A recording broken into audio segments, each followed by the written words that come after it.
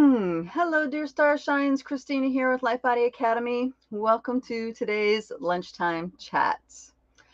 For those of you who are new, my name is Christina and I'm an acceleration expert. And we are here to talk about topics and issues that are significant for us new paradigm visionaries, star seeds, and way showers. See, we have abilities and capacities that perhaps the larger bulk of our human family do not embrace. Therefore, we have extremely unique perspectives to the kinds of challenges that face us on a daily basis. So I'm here to give a liberated perspective to the best of my abilities to these challenges, to these to help support us in the experience of these unique perspectives. So welcome, welcome, welcome. I'm going to give everybody a minute to get aboard and say hi. Let me know that you're there. And also, please let me know that the sound is happening. The sound is good. The picture's good, all that stuff. As you guys can tell, I'm still in the rig. I'm still in Appalachia, North Carolina. And it's hot. It's hot here. So so my equipment was overheating a little bit earlier today. So hopefully I mitigated that enough so the picture and sound quality is good. So please let me know, say hi, let me know that the picture's good. I'm going to draw up some of the comments that were going on in the conversations that were happening in our different groups, because there are some really great pieces that have been brought forward. And here, let me scroll to it. So, well, all right. So while I'm drawing that up, all right. So far, so good. Awesome. Thank you, thank you, thank you. Hey, Carol from Minnesota. Glad you're here. Glad to see you again, darling. And Sheen, welcome, welcome. Thank you. Sound and video looks good. All right. So for those of you that have been following the conversations on our social media, and the two main social media outlets that I'm referring to is the Rise of the Multidimensional Human Group on Facebook and the Multidimensional Human Group on Telegram. This is how we develop these topics, is through these conversations. So sometimes some people in the community might post something, sometimes I'll post stuff. So, this kind of develops by a back and forth. And there was a really interesting sharing that was posted on the Rise group, and I took it over to Telegram and got some additional insights that I thought were really, really important and special. So I wanted to share some of that with you. Okay, so one of the things that was posted in the Rise group that stimulated a tiny bit of conversation, more on the Telegram group than Facebook, and that is someone sharing their experience about the 144 hertz tuning forks, specifically the unweighted tuning forks. So for those of you who are tuning fork extraordinaires, I want to hear from you, because I don't use tuning forks, but I have dear friends that love tuning forks and use them in all different kinds of healing. Some are, very more mainstream in the sense they treat pain and other kinds of disruptions in the biofields, physical system, and other people use tuning forks to heal and clear energies. So from what I understand, there's a broad spectrum from which you can use tuning forks. I posted a group in my research where I found a guy talking about every single student that studies physics needs to have a set of tuning forks and understand how to use tuning forks to measure and calculate. So that was a brilliant added addition into the understanding. All right, dear Tony says, yes, it's hot and no air. You look great. Oh, thanks. Yeah, no AC, right? I know everybody kind of thinks I'm crazy not doing AC. I just don't feel good with AC. Especially in a rig. It's like really loud, and then you can't hear the birds and, the really cool wildlife around. All right, so that's one thing that we'll be talking about, is that exploring that topic of the 144 hertz tuning fork. And then I also want to talk about things that we could be doing to continually engage and perhaps balance out the differences between us and the larger humanity. And what I mean by that is that, you know, those of us here, we're awake to what a psyop is. We're awake to the manipulation of the narratives and stuff like that. And, you know, there are things that we could be doing that can perhaps help or support another person that is deeply invested in some of those psyop narratives. And I don't mean argue with them. Okay. Matter of fact, I'm pointedly saying not to argue with them. And this stemmed from a comment that dear sister Starshine, I think it was Bella Daniela in the Telegram group, said that she's learning, or she's now outgrowing the need to argue, outgrowing the need to contradict other people and their narratives. And since then, her life has been much more peaceful, and she has been a lot happier. So it's a great observation. But that got me thinking of, you know, do we completely abandon our peeps? When I say our peeps, because sometimes it's our friends, our family members, people we went to school with years ago, you know, do we do that? And so I want to share just some of the thoughts that I had about that. And then lastly, this is a question from dear Bev that she put in there. She wanted to dive deeper into the masculine feminine distortions.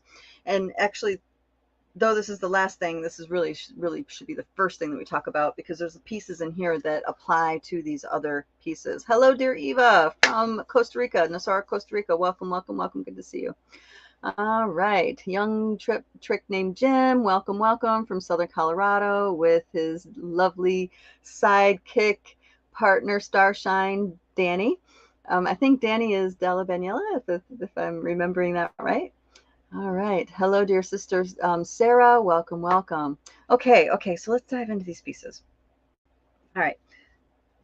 So let's go into the distortions with masculine and feminine, because actually I'm excited to talk about this, because there's been some massive breakthroughs for humanity around this piece. And it also connects into the sharing that I wanted to share with you guys that dear sister Starshine in our group was sharing. And I'm talking specifically a sharing that it was Crystal. Crystal, your last name starts with a B, that shared something about tuning forks. So I will look for that. I'll look for that comment in a minute. First, I want to dive into this breakthrough that humanity has had. Now, we're familiar with archetypes. Yeah, are you guys familiar with archetypes? You guys are familiar with this idea that there is a archetypal collective resonance, and that is something that the archetypes is something that all humans, regardless of your culture, your upbringing, or whatever, have and can relate to on a deep level.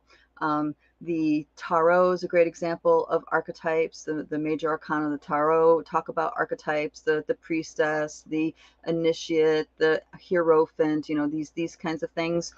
These are experiences that all embodied humans can relate to and connect with. Okay, the great mother, the maiden, the hero. Okay, so if we look at the masculine and feminine energies as a potential archetype, divine masculine archetype, divine feminine archetype, right? We how we would relate to these, or bring these archetypes to be more relatable, is we would have a story to connect with them. And we have these stories in our mythology, and really if you want to do an exploration of the stories, or I'm sorry, of the distortions in the stories, it's hidden in plain sight. Look at the narrative about Mary Magdalene, the wife of Jesus. Look at the narrative around Saint Anna, the grandmother of Jesus. Look at the mythological story around King Arthur and Guinevere. The mythological stories around what's that one guy, Rumpelstiltskin, right? There's all these stories of and the hero, right? There's all these stories of the knight, the shining knight in armor, right, here to be the savior. All these stories, because they're connected to something that's partially true, that's actually in the records of this planet, in the cellular records of this planet. I'm talking about DNA records, but also elemental records, right? because there's a truth within these records, the distortions that get added on have a really significant detriment for humans.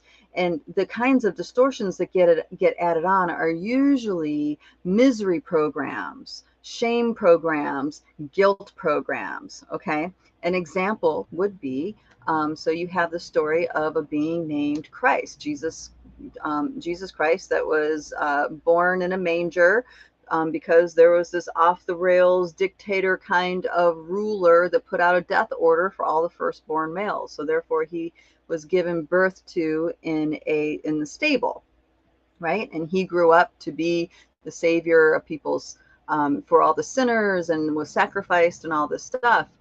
Now, there's a lot of people that reject that story because, you know, humanity has really woken up past a lot of that. But the fact that there really was a awakened, self-realized being, okay, the fact that there really was one that walked on this earth, to take his story and distort it in any way actually distorts the bridge for us to be able to connect with that being. Okay. So I use the Jesus story because that's like the most prolific, but then you have other stories. You have the stories of Magdalene. Where do they talk about the ancient Isis mystery schools of Immaculate Conception? Nowhere. The women just disappear, and throughout history they just are these nameless women, when really they were the pivotal force that brought forward some of these bloodlines, star beings incarnated in physical form. Okay, that only happens if you can have a woman and her womb space intact and aligned, divine feminine, right, intact and aligned, to manifest and bring that into this world. So as these mythologies get hijacked and distorted, it's distorting our subconscious connections to these memories. The cellular memory, the DNA memory, the elemental memory gets twisted and distorted. So, for example, Mary Magdalene, she was not depicted as a woman that had her own, what do they call that? She had her own following. She was a priestess. She was a minister. She had her own ministry. That's the way they say it, right? She had her own ministry. She was a leader in her own right. So instead of acknowledging the actual force that she was called, labeled, and shamed as a prostitute, a less than, and belittled into nothing, which allowed, you know, the story to get lost. So now on a deep subconscious level, when we start to touch some of the frequencies of the divine feminine archetype, it's hijacked by the shame program, by the degradation program. Okay, you see what I mean? This is how these stories work. The other huge, oh my gosh, corruption to the great mother divine feminine is the story of being kicked out of the Garden of Eden. And they didn't stop the distortion with that story. They continued. Not only did they get kicked out of the Garden of Eden, they were then cursed to reap only thistles and thorns, which instantly plants the earth is not my friend program. The earth is my enemy. The earth is something I must conquer. The earth is something I must overcome.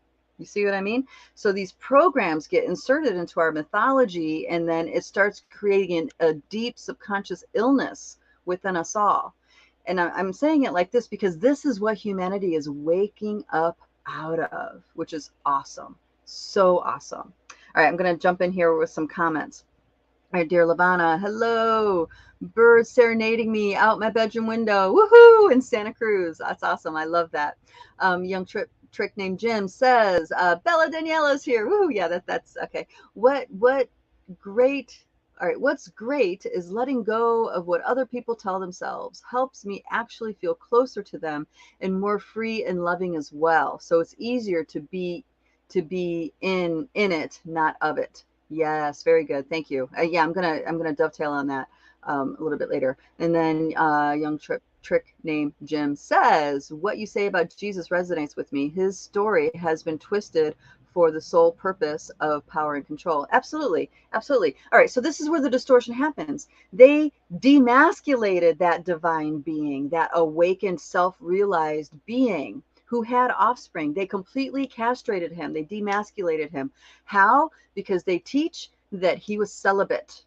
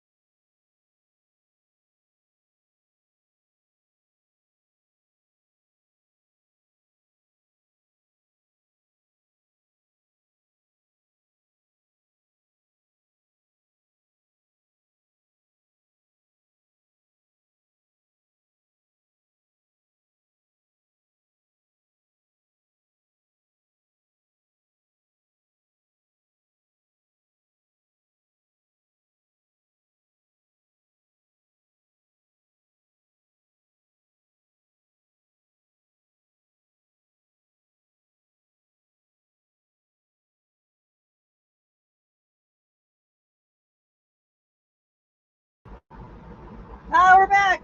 All right.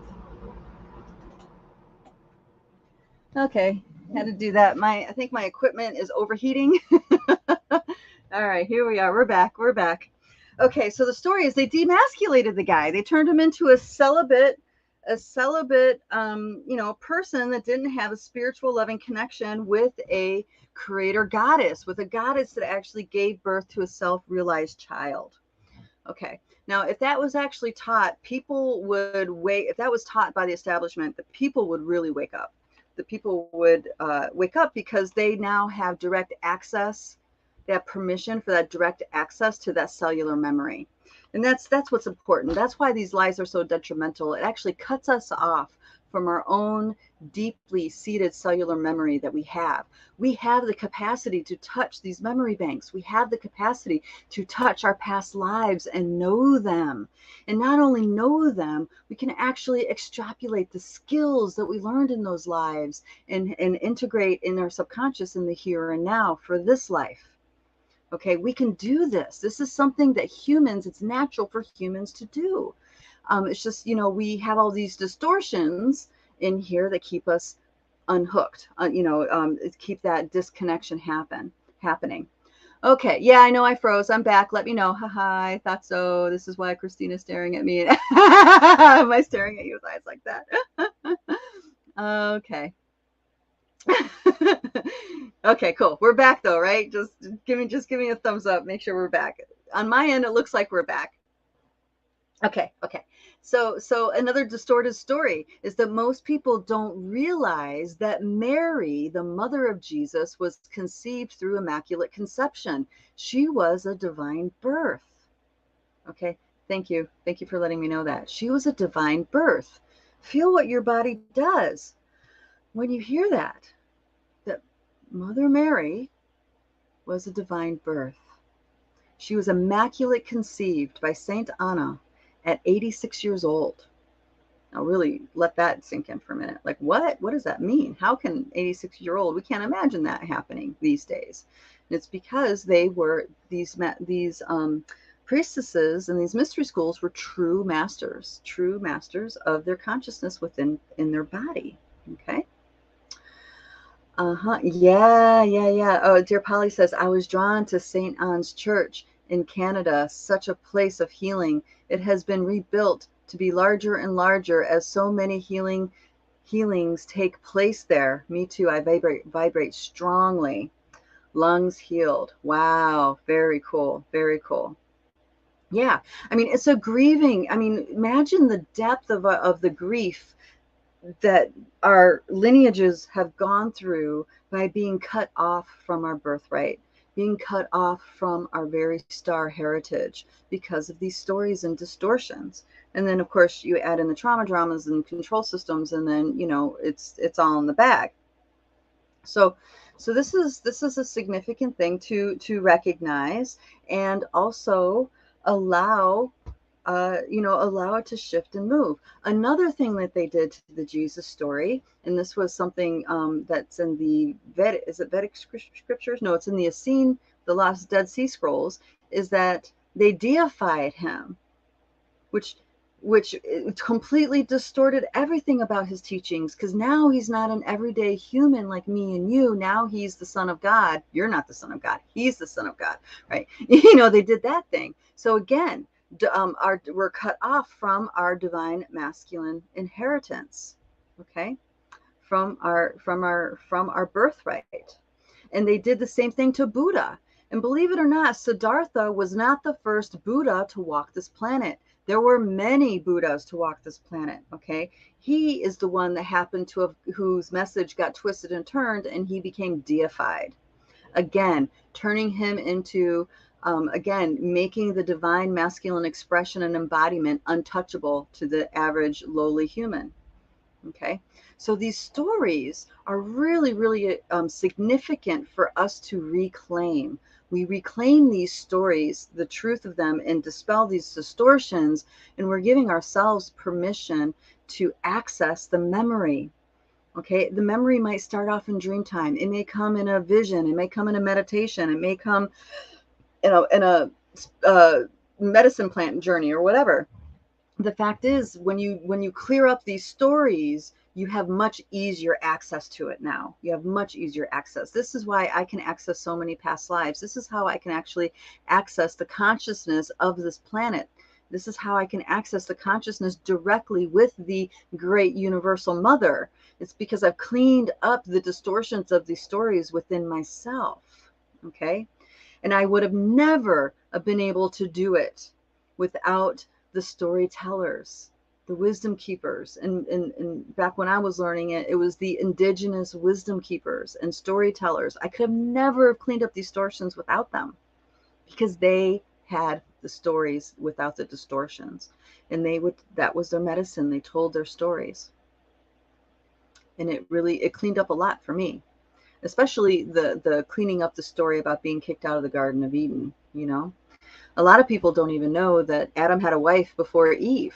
That was something that I recently discovered, that not a lot of people know, that there was a wife before Eve. Her name was Lilith. Lilith is considered a dark goddess. Wow, what an insult it is to that frequency, right? She's instantly demonized and considered the queen of darkness, because she was not a subordinate to Adam. Now, how's that for twisting feminine divinity, right? Right. So as we unravel this, it becomes clearer and clearer and clearer. The bridge opens up more and more and more, and we become more relaxed within ourselves. Because what's happening is the entire population of this planet is getting bombarded with frequencies that's changing our consciousness. It's changing our consciousness from deep inside us. Okay, so we clean up these stories, and we're allowing this other frequency shifting and opening up inside of us to have more grace as it reintegrates. Because something is okay until it's not. That's just how the new paradigm is going. It's all good, and then it's not. Right? Now, I enjoy the cutting edge, right? So I'm at the cutting edge to my ability of the new paradigm. So, and a lot of people who are deeply anchored in old paradigm teachings, because that's their path of remembering themselves, they may be seriously repulsed or repelled from the kind of frequencies I'm bringing forward. Now, if those distortion stories were still deeply part of my subconscious, everything that they maybe criticize or reject or whatever, it's going to hit my shame and guilt program. It's going to hit my pain program, you see what I mean? But because these stories are cleaned up a lot, and I have these past life references, I can recognize, it's just that they're in that way and I'm in this way. That's all. Just not a frequency match. No big deal, right? But it was definitely a journey to get to that point. Definitely a journey. Okay. So, all right. Hello, dear Soul Schooling. So good to see you. You made it here live. Woohoo! All right. And Eva says, "Oh, exactly. This is what came up for me. Trying to connect to Mother Earth. No success yet, but I hit the distortion field that just like the field, just like with Jesus. Ah, oh, I see. Okay, okay. Oh, uh-oh. Oh no. It says, oh no, not uh-oh. Sorry, my dyslexia is jumping out. Okay. Yes, yes, yes. So these distortion frequencies are important. And once you see around them, then their relevancy falls away. Okay. So I'm going to share with you guys the most recent story that I'm unraveling, because I've never really had much interest in the story until very recently when I started listening to Marguerite Reggiano do her talks. I don't know if I've mentioned her a couple times on these chats. I originally was exposed to her by Sacha Stone, and then Z, that the lovely young Chinese girl that does the starseed support stuff. So, and she's cleaning up the distortions around the whole lineage of Merlin and Guinevere and Arthur. And one of the pieces that she pointed out in tracing the mythology, because she's very into the intellectual study of these stories, she traced, as well as the magical, but she traced these mythologies. And it wasn't until several hundred years after King Arthur did any character named Lancelot start to show up in the storytelling, which means that the actual dynamics between King Arthur and Guinevere was not what it was made to be. They inserted a suffering program into the story to distort the most recent story humanity has of a divine birth, of immaculate conceived being, of a star being in a body on this planet. Okay, a self-realized star being in a body on this planet. That's really super important. And so this is why that mythology never goes away. That's why it never goes away, because some part of us feels a truth in it. So instead of deleting it, they put in a distortion. In this case, this distortion was Guinevere's infidelity to Arthur, her betrayal, the feminine betrayal to the masculine. Okay, that's the incepted story. But what a lot of people don't hear, some of the more earlier versions of the story, where Guinevere was something that was like an elemental being in a body. She was she had connections to the fairy realm, to the fae realm. And then if you broaden the scope up even more, and this is very interesting mythology and I realized this is part of why I was driven to these stories, was it coincide with some of the stories that were shared with me from the Kero and one of the jungle shaman that I worked with. And that is that their story stated that every 500 years or so, right, because they didn't have Gregorian calendars back then, or so, there is a Pachakuti on this planet. And that's where all the world gets turned upside down. Now, they're not necessarily talking about pole shifting. They're talking about value systems of society and an awakening of society, okay? So the previous Pachakuti, when it happened, the people of lesser caliber consciousness, people that were, deeply embedded in lower egoic type expressions, when the Pachakuti came, they became the ones in charge. And the ones that carried the divine seed, that carried the star seed, and within them had to go underground in order to survive, in order to keep the teachings alive. Okay. Now, and right now, according to the mythology they've shared, right now is the next Pachakuti. And this is where the ones that have a value system of the more lesser redeeming qualities of humanity, right now they're in charge and they're going to fall. And the ones that hold the benevolent seeds are going to be the ones that are on top again. And it's the shadow guys that are going to be, going into the underworlds and hiding, right? So this actually, that story that they told, this is a mythology of the Inca. Oh my gosh, I'm going blurry. Hold on. I'm still here. I'm still here. I'm still here. I'm just going to see if I can make the picture clear. I'm moving my arms, and I think my camera doesn't know what to focus on. Let me get up close. Track me. Hello, I'm here. There we go. Now it's clear. All right, great. So now this story that I just shared with you, this is a mythology from the Inca, okay, on the other side of the world. But there's a Merlin connection between the British UK mythology and the Inca people, which totally, is totally like lighting all kinds of things up for me. And in the story of the UK and the Guinevere Arthur thing, they say every 500 years or so, there is an effort to bring forward a divine birth. That means the lineages, the mystery schools coalesce to create a self-realized human, to reclaim this reality, to help humanity wake up to themselves. Because as we fall asleep in our consciousness, all these other realms that we normally have of the ability to engage with become cut off to us. So about every 500 years, the mystery schools, the lineages, put an effort to bring forward a self-realized embodied human, a star being in body, so they can do the work that they can do to help as many humans wake up as possible. And again, going according to that timeline, this time is actually now. So I was really I was totally like, whoa, wait a minute, there's a massive connection here. Because this gives way to cleaning up a whole nother level of distortion in our human story.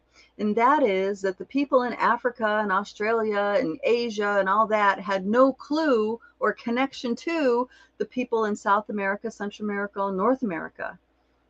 And the fact is, that these stories overlap the way they do, for me, that's telling me that there actually was a connection. Because there's actually a story in the Inca tradition that talks about a foreigner showing up on their shores with a divine child, with a self-realized being child. And that being name was Merlin, right? Whoa. Okay. All right. So that's an interesting story. So just feel what your body does with these realizations. What happens? Do things start to relax? Do things open up? What goes on when these stories get, these distortions get unkinked and we can see something more clearly? And when I say, and it's not about right and wrong, the real truth versus not real truth, or misinformation versus real information, because remember, that's the 4D game. That's the manipulation game in the 4D field. What this is really about is what's happening to you, your personal relationship with your body, what your personal relationship to your biosuit, your DNA, your cells. Anything, any idea, any reality that you come in contact with that allows you to sink more deeply into your embodiment is something serving you. Okay, that is something that's serving you, because the more you embody this biosuit, the more command you have of the reality outside of you. Okay, because you change the reality in here and it shifts it here. Okay, I've quite literally had multidimensional folks work together. And you can start seeing like blips in the matrix. It's like all of a sudden the surroundings around me starts blipping out, like I took something, like I'm on hallucinogen, but I'm not on anything. I'm just in the energy of stepping beyond this particular frame up of frequencies. I mean, this really happens, and this happens only by deepening this connection. It has to be, that's how you navigate it. You leave the body, now you're susceptible to all these things. You no longer have the nesting doll of the Pachamama. You no longer have the nesting doll of your physical form and all the divine mothers, all the mothers that came before you and the fathers that came before you. You no longer have these nesting dolls that you're nestled in. When you leave your body, you're going out to the astral. And those of you who've done astral travel, you know that that's like, woohoo. That's no holds bar on the astral plane. Anything goes. All right, so let me get to this observation that dear Sister Crystal Burnham made. All right, so this is in reference to the hello, darling Claudia, glad to see you, dear. So all right, so if you guys haven't caught the video, I'm just going to briefly describe it. This was a woman describing the difference between her other tuning forks and the 144 tuning fork.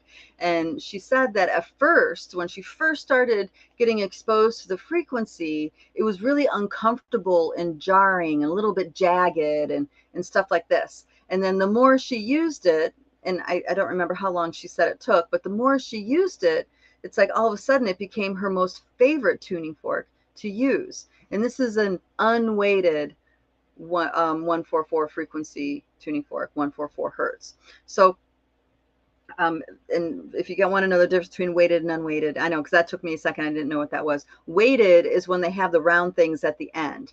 And so when you hit it to make the sound, you actually don't hear the sound. It focuses the vibration on the opposite point. So it can be applied to a meridian or whatever. Now, an unweighted one, it's just the fork by itself. And when you hit it, the sound emanates, right? The sound emanates. So that's the difference. So in the video, so she hits the tuning fork and it does its resonant sound. So it actually behaves like hitting multiple tuning forks at once that harmonize with each other. So that was one thing that was an observation.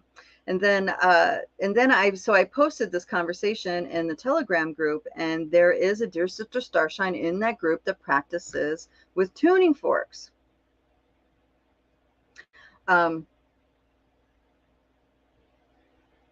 Okay, so this one, she says, I use mine for energy work and myofascial work. I'm finding that bodies are vibrating faster. The energies are not as dense as they were even a year ago. Yeah, wait a minute. Yeah, let that sink in. Okay.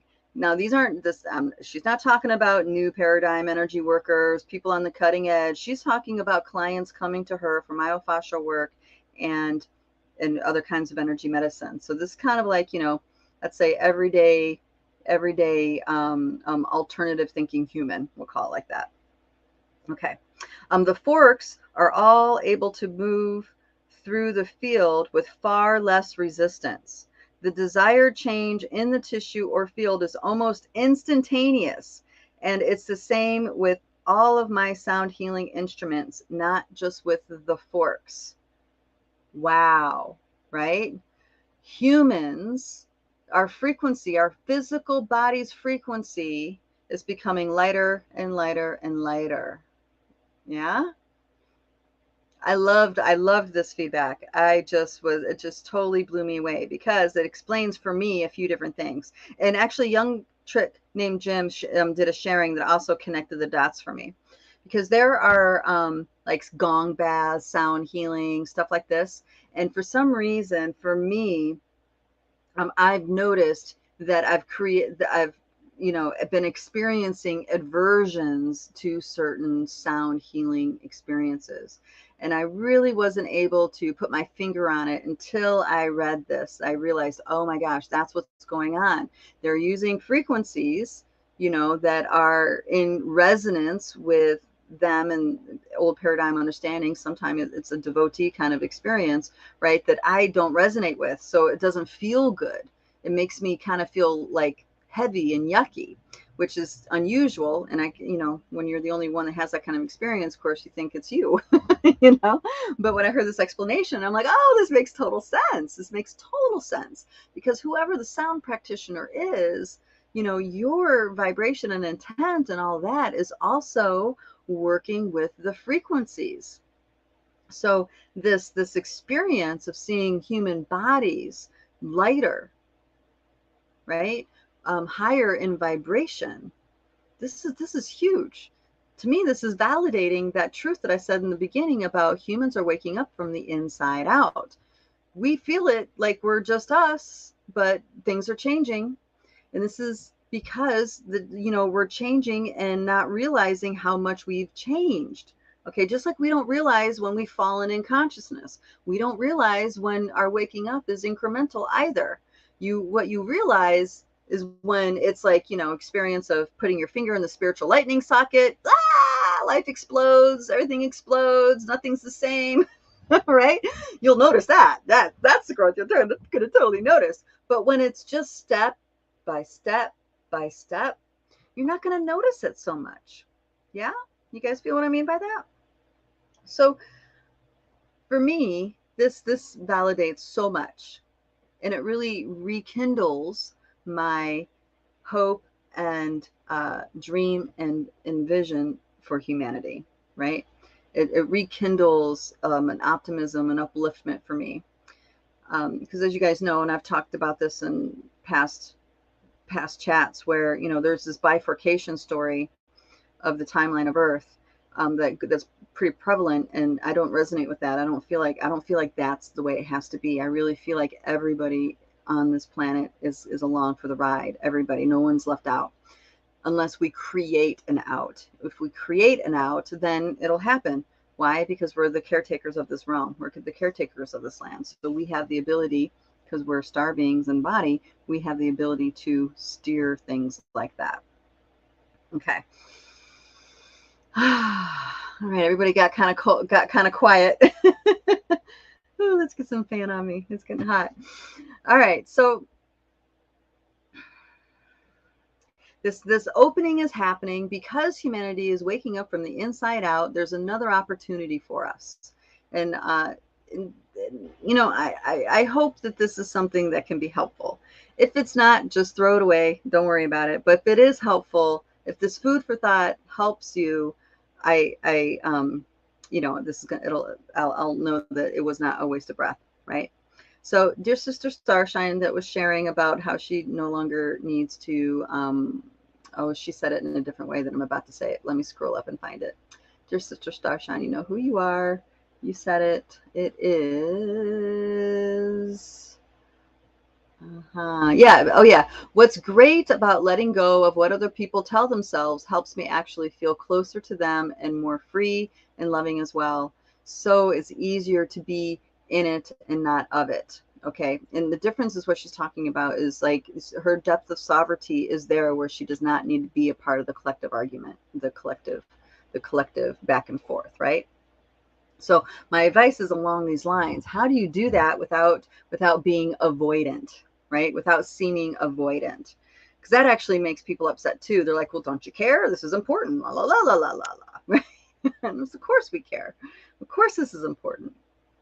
But what's also important is not to get caught up in those stories where now you and I can't be connected or be friends or have good feelings about each other, something like this, right? So I'm in this RV park.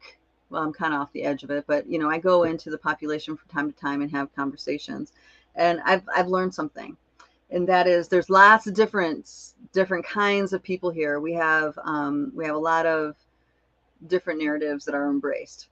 So you can imagine, you can just imagine, how people are tiptoeing around because no one wants to argue. Everybody wants to stay on vacation, right? So this is what I've learned, is that there is a way to invite thought without countering the narrative, because the narrative we know is weaponized a lot. It's psyoped in such a way where there is no way to talk about it without the wrongness, without the shame and guilt programs, without like this intensity, right? But there is a way, and this is what I want to share with you guys. There is a way, because instead of explaining my take on it, instead of explaining how I see it, I will listen to what's being shared, and then I will share my questions. As in, when I get information, how things are, misinformation is everywhere. You never know what the truth is, right? So when I get information, what I do as a policy is question everything, and I don't take anything for face value, right? So right there, I'm just explaining how I approach information. So right then and there, I'm also telling them, I'm also touching on why it feels like I'm not on board with them, all right, without automatically putting me in the box of Trumper. No, they call it something else now, MAGA, without calling me a MAGA, or without calling me a liberal or whatever. I'm actually explaining my process. And there's nothing really threatening about my process, because I'm just saying I question everything. Now, if they want to know more, I will go on to ask the kinds of questions I ask myself when I get information put to me, right? So say it's, the Ukraine narrative. Okay. Yeah. Well, that, so then I'll just go through the questions that I have about, things, right? So all I do, instead of making any kind of stance or statement about anything, I just craft the question. I craft the question that maybe they'll try to answer, or maybe they'll try to, they'll just sit back and start thinking like, huh, yeah, that does make sense on why you would question that, right? Try it on. I'm not saying it's the end all be all. I'm just saying try it on. Oh, there's strange comments coming up here. I guess I clicked on it and didn't see it. Just try it on. Because there's a lot of times the feedback I hear from people is that it's really difficult to watch people do this to themselves. It's really difficult to watch people do these things to their kids, or it's really difficult to watch parents do this, or grandparents, do this to their kids or grandkids. And I know families where the grandkids have not seen their grandchildren in years, because of there's a mix match in personal philosophy. Okay, so that's really big deal for a grandparent that normally would be in a grandchild's life, right? So by just sharing the question, you're not being avoidant. Instead, you're just planting the seeds of questioning, because we need to question everything, right? Even the things that we think are truth, we question. All right, dear Tony says, it is refreshing. Hold on a second. It is refreshing to hear these things. It finally feels right for a change, or at least more of what is being said. So open to feeling the truth. Wow, that's awesome. Thank you for that, Tony. Very good. Thank you. Thank you. Oh, and I can see your profile picture now. How awesome is that? All right. So, all right, let's see what other pieces do we have here. Yeah. Right, because that's the other piece. Because people feel like they're abandoning their fellow humans by just walking away or avoiding. Many people are staying in seclusion. Many people are still in hibernation mode. I mean, us starseeds, us way showers, we need to start re-emerging out into society. We need to start re-emerging, okay? Because we're here for the greater human race. We're not here for our own personal development and gain, though that's something that a lot of people embrace, that you're here to learn a lesson, right? Well, I have news for you. You are an infinite being. You have had every experience under the sun and beyond. So what lesson is there to learn exactly? Right? Now, not to say that you don't learn things, because we are born into a reverse world. Everything's inverted and backwards. So we learn how to reclaim ourselves. We learn how to journey back to ourselves, because everything about our world is geared towards disconnecting people from themselves and their truth and their sovereignty and their divinity and their birthright, right? All these pieces. So we learn how to navigate to reclaim ourselves. Absolutely. Right. So, so we need to show up for our peeps. We need to show up for humanity. Yeah, really. I mean, feel into that. Do you feel, I know a lot of us are kind of frustrated with humanity right now, but do you feel really there's a bigger reason why you are here? There's a bigger reason. It's not to work and pay bills. It's not to create that masterful art piece, though you might do that. It's not to do anything other than share your true radiance with the life around you here. That's really why we're here. And you decide what that true radiance is. You decide how that expression is going to go. You have full autonomy on that. All right, Eva says, I feel called out.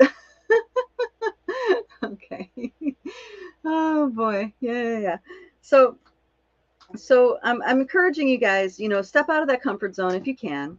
If you are doing that inner work and you're like your sister Starshine, Bella Daniela, where she found a whole different way to relate, one that helps her inner feeling interconnectedness with other people, that's great.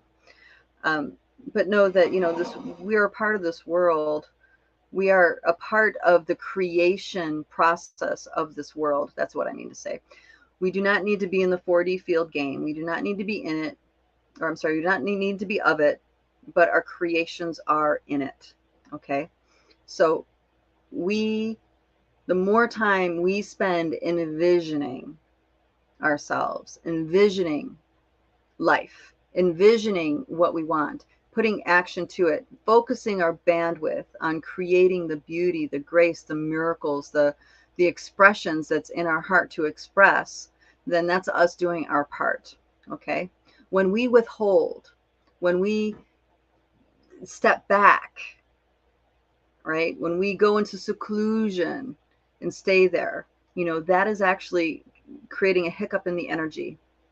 It creates a hiccup in the energy, and we're no longer in our true expression, and we have to find our way back to it again, And this is what dreaming your world into being is about.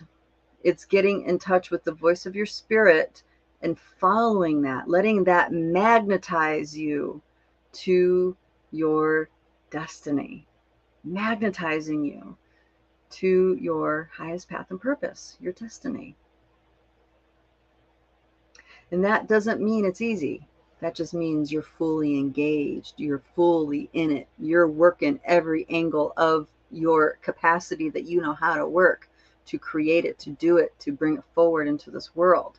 That's what the starseeds are here to do. We are a generation or several generations of entrepreneurs, of inventors, of dreamers, of visionaries. Okay, we have 3 generations of starseeds here on this planet right now. I'm talking about where there's a large population of starseeds. And we are here to do our part to create the new reality, the new paradigm. And it's so wonderful. Oh, I see what's happening. I just touched my computer. It's getting really hot. That's part of why it's having a problem. Okay. Let me get back onto the tangent I was on. So it's so wonderful that we're here to create this new paradigm, and it happens to coincide with the infamous Pachakuti, the time of upheaval and overturning. Okay. That to me is saying Mother Earth, Pachamama, is with us. She is on board with the same, you know what I mean? We're here to work together. We're here, and we have the support of the earth. We have the support of the sun. We have the support of the interdimensional dragon and fae realms. We have the support of the very cosmos to do what it is, what we're here to do. Okay. We have all of that support. Woohoo! Yay! Yay! Thank you, Eva. Yeah, let's do that. So when you're feeling like things are, hung up, or maybe you feel stuck, or you're in a bit of a funk or whatever, just remember this. Remember that you have so much support available. It's quite literally running through your veins. You have the wisdom and knowledge of beings like Merlin. You have the wisdom and knowledge like beings like Jesus, like Buddha, like King Arthur, like Guinevere, like you know what I mean? All of these profound beings, like Krishna, that's the other one. We have all access to this, and they all can support us. It's a concert, and we are here to play our instrument with the concert. And sometimes that concert may seem like a discombobulated jazz composition that's super impromptu, right? And it seems a little discombobulated, but eventually it all comes back together again. And it sounds like a grand theme, a march, let's have you, okay? if we look at our reality in the realm of frequency, we don't need to take things quite so easily or so personally, right? We don't need to take it so personally. We can be in this frequency where we can let go of the habit of identifying with certain pains, certain kinds of suffering. Best concert ever. Exactly, right? The best concert ever. Yes. We're playing with the Pachamama. We're playing with the birds. Oh my gosh. So I have a story with birds. So we have birds here that are a little bit different than where I was in Ohio. And I can totally, when I'm just sitting in silence and listening to the birds, for one, it takes me to an altered state. But once I'm in that altered state, I can actually sense a new bird call coming in to the overall music that's going on. And it could be a slightest little chirp chirp, or it could be a full song, but it noticeably shifts the entire bird population that's perched all around me. When another bird comes in with its song, everything kind of shifts to make room for this new bird and her song. Oh my gosh, it's so cool. I don't think I would have noticed that if I didn't get drawn into the altered state when I was listening. So this is how we are when we go out into the masses, right? Our frequency impacts everything. It doesn't matter if we're singing a song or not. It's impactful. Okay? And they have to make room. There's going to automatically, on a subconscious level, people are just going to make room for that. Okay? Instinctually.